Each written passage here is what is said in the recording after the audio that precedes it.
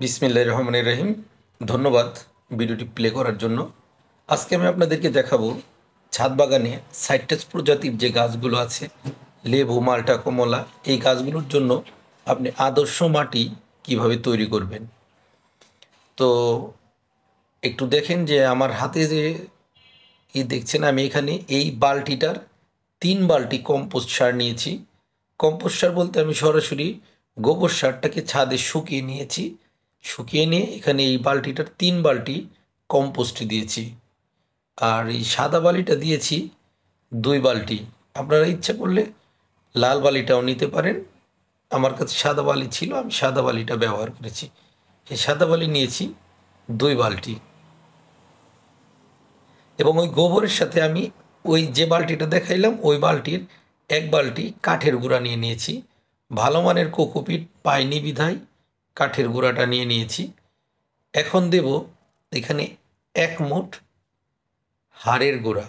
এই যে 1 মুঠ হাড়ের গুঁড়া নিলাম। এর সাথে মিশাবো 1 মুঠ শিংকুচি।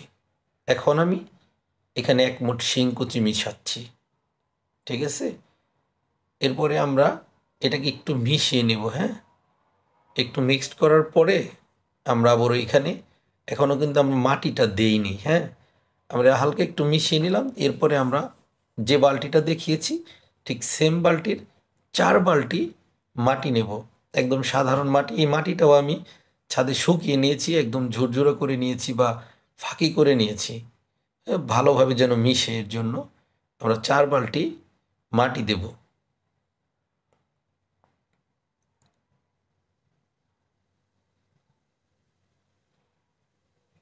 1 বালতি,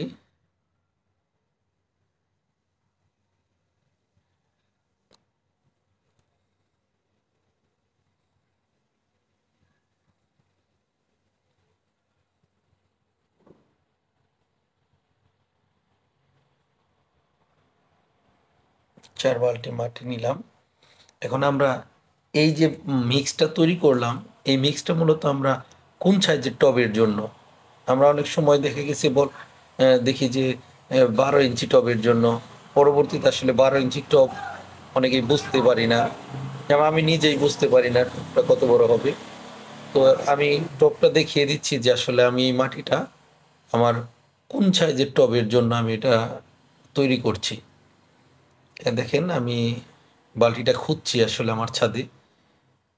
এই তো পেয়েছি।